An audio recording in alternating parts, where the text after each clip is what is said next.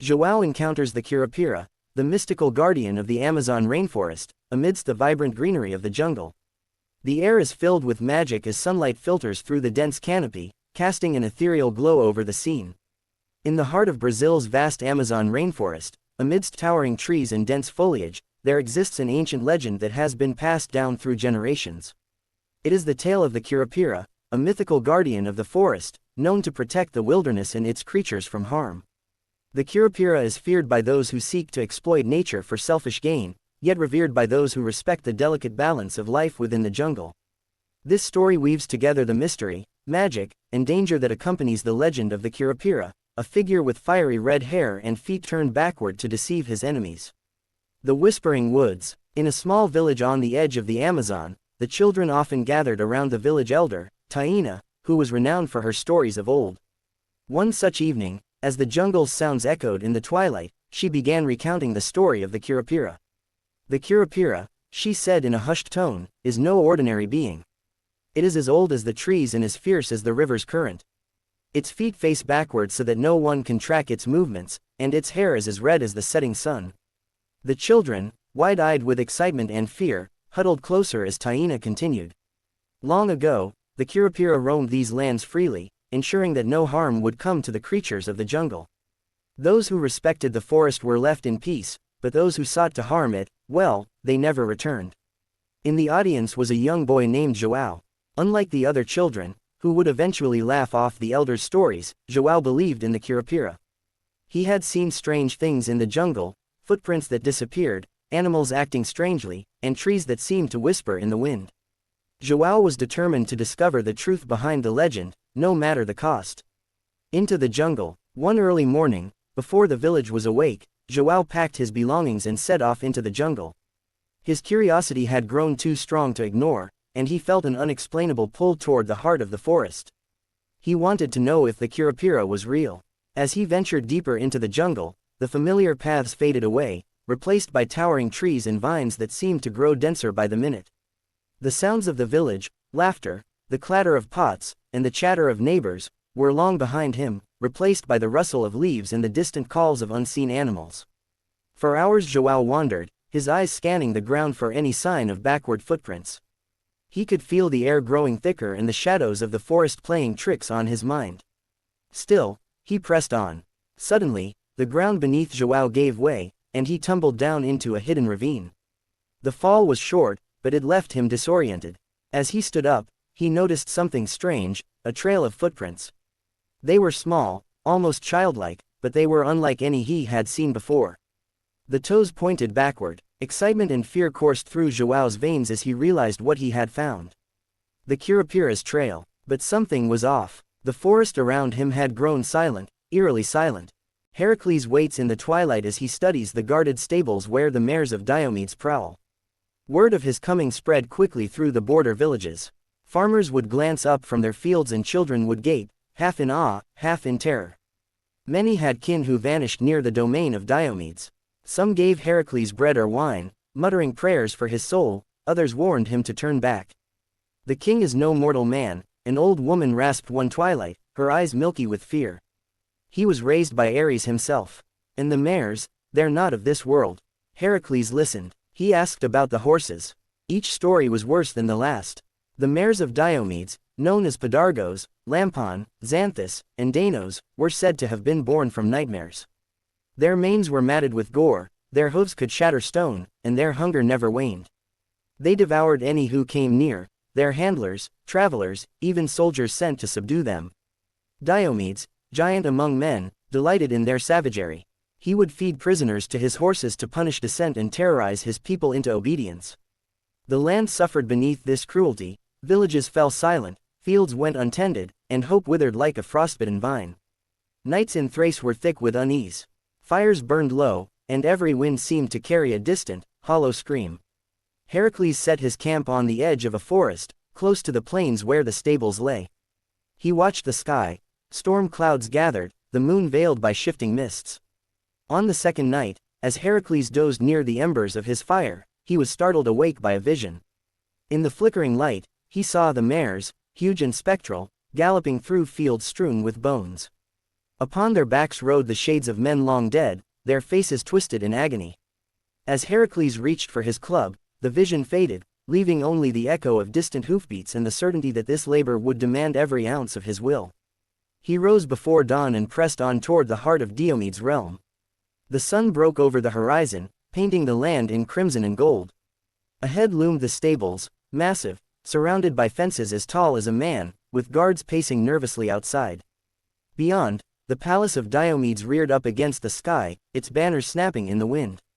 Even from a distance, Heracles could see the mares moving restlessly within their enclosure. They seemed aware of his presence, heads raised, nostrils flaring, muscles rippling beneath blood-stained hides. For a moment, Heracles hesitated. He'd faced monsters before, but these beasts were twisted by man's cruelty.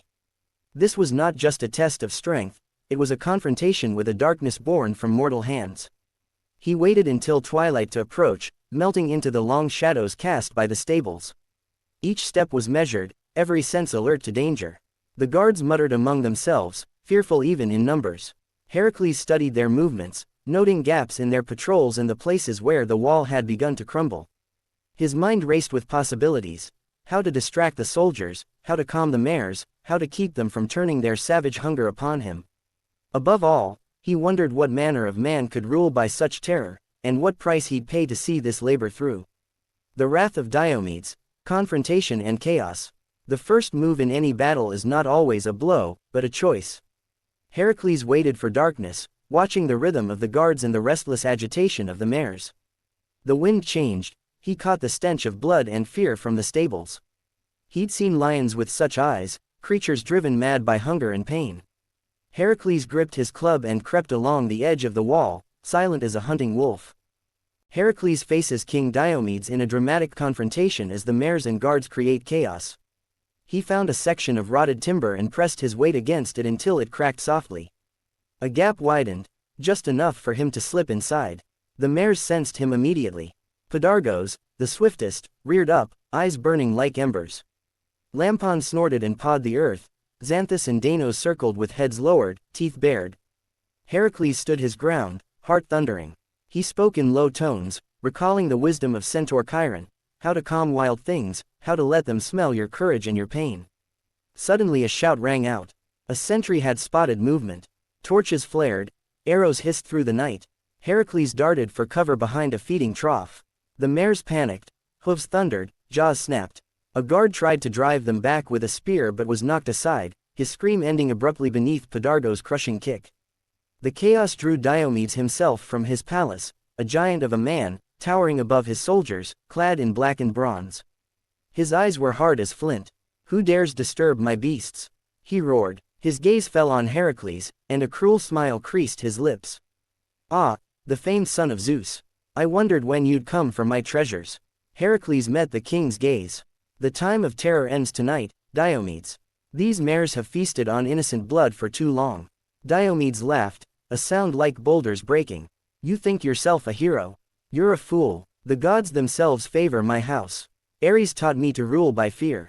My mares are my justice." The soldiers closed in, emboldened by their king. Heracles fought with savage efficiency, his club sending men sprawling, his arrows whistling through the night. The mares, caught in the frenzy, trampled those who faltered. The ground turned slick with mud and blood. In the chaos, Heracles saw an opening. Diomedes was separated from his men, sword raised, bellowing for order. They clashed in the heart of the stable yard, hero and tyrant, strength against brutality. Diomedes was strong, but Heracles fought with purpose beyond rage. They grappled, trading blows that shook the earth. At last, Heracles seized Diomedes and, with a mighty heave, hurled him into the enclosure. The mares turned at once, sensing their tormentor within reach. Diomedes tried to command them, but there was no more fear in their eyes, only hunger. The mares descended on him in a frenzy, their vengeance swift and terrible. In moments, the tyrant was gone. The horses, sated at last, grew calm, the madness fading from their eyes. Heracles stood among the stunned survivors, guards cowering, servants weeping in relief. He knew his work was not done. The mares, though quiet now, remained dangerous. He fashioned heavy chains from the king's own stores and led the horses from their prison. Their heads hung low, they followed him without resistance. As dawn broke over Thrace, Word spread that Diomedes was dead and his reign ended. The people emerged from hiding, awestruck by the hero who had delivered them. Heracles said little. He tended his wounds, gave thanks to the gods, and prepared for the long journey home, 4 monstrous mares in tow. The hardest part was over, or so he thought. A hero's burden, the long road home. The journey from Thrace to Tiryns was long and fraught with peril, even for one such as Heracles.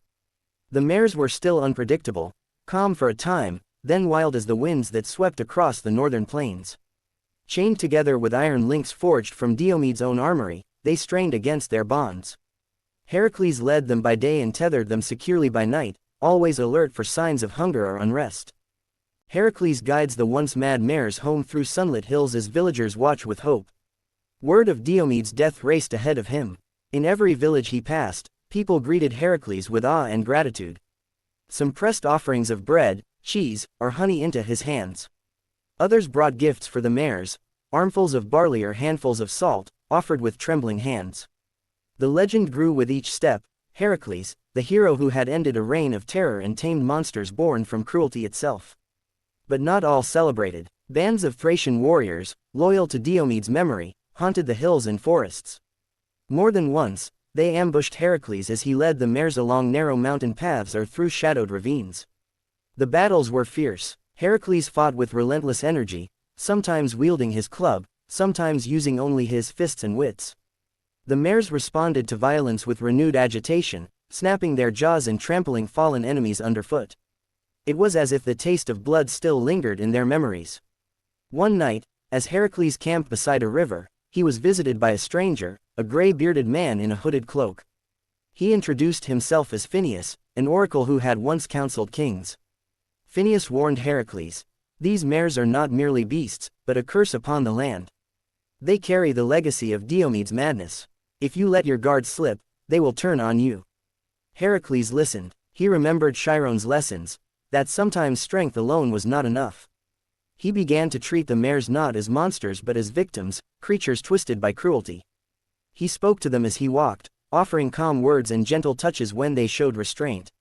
Slowly, their wildness softened. The hunger in their eyes faded. By the time Heracles reached the foothills of Argolis, the mares followed him willingly. Yet one last test remained. As he neared Tiryns, Hera sent a great storm to bar his way, lightning splitting the sky, rain lashing the earth. The mares panicked, rearing and straining at their chains. Heracles stood firm, holding fast to their leads until the storm passed. In that moment, he understood. Courage was not merely defiance in battle, but patience and mercy in the face of chaos. He arrived at Tiryns at sunrise, battered but unbroken. King Eurystheus greeted him with mingled fear and admiration. The mares were delivered as demanded, their chains removed under watchful eyes. Eurystheus hid behind a bronze shield, unwilling to face the creatures he'd ordered Heracles to fetch. For a time, the mares were kept within royal stables, fed on barley and water instead of flesh. In time, it's said, their madness faded completely. Some tales claim that Heracles released them on the plains of Argos, others say they wandered northward, free at last from the curse of Diomedes. Heracles' labor was complete. But more than another mark on his long list of deeds, he had learned something deeper. True heroism was not in vanquishing monsters, but in understanding and healing what evil had broken.